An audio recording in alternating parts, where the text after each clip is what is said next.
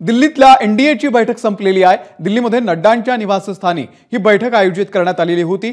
अजित पवार यांच्या राष्ट्रवादीकडून एनडीएच्या बैठकीला कुणीही उपस्थित नव्हतं। एनडीए बैठकीला शिंदेंच्या शिवसेनेकडून प्रतापराव जाधव हे उपस्थित होते। एनडीएच्या प्रमुख नेत्यांची नड्डा यांच्या घरी ही बैठक पार पडलेली आहे। आढावा घेतलाय सोमेश कोलगे यांनी। भारतीय जनता पक्षाचे राष्ट्रीय अध्यक्ष जे.पी. नड्डा यांच्या निवासस्थानी सुरू असलेली एनडीएची बैठक संपलेली आपण पाहू शकतो। केंद्रीय गृहमंत्री अमित शहा यांचा ताफा हा बैठकीतून निघालेला आहे आणि त्यानंतर केंद्रीय गृहमंत्री अमित शहा हे निघाल्यानंतर आता इतर जे नेते आहेत सर्व एनडीएचे घटक पक्षांचे ते अजून जे.पी. नड्डा यांच्या निवासस्थानी आहेत। ते हळूहळू एक एक जण आता बैठक संपल्यानंतर बाहेर पडतील। या बैठकीमध्ये आगामी निवडणुकांसंदर्भात आणि एनडीए म्हणून एकत्रितपणे निवडणुकांना सामोरं जाण्यासंदर्भात चर्चा झाल्याचं कळतंय। व्हिडिओ जर्नलिस्ट राजेंद्रसह सोमेश कोलगे, एबीपी माझा, नवी दिल्ली।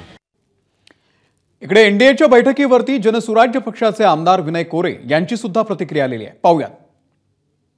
प्रश्न उत्तर किंवा विशेष कुठला विषय डोळ्यासमोर घेऊन प्रामुख्यानं आजच्या ह्या बैठकीत कुठलीही चर्चा नव्हती। एनडीएचा समन्वय चांगला असायला पाहिजे आणि एनडीएच्या सगळ्या सदस्यांना केंद्र सरकारची धोरणं आणि केंद्र सरकारच्या माध्यमातून सुरू असणारं काम ह्याच्यात बाबा एक चांगल्या पद्धतीच्या समन्वयानं कसं पुढं जाता येईल याच्याबद्दलचं एक वाटचाल कशी असावी याच्याबद्दलच्या प्रामुख्यानं चर्चा झाल्या।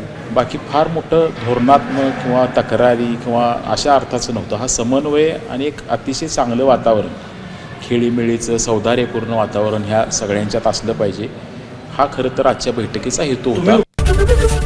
एबीपी माझा, उघडा डोळे बघा नीट।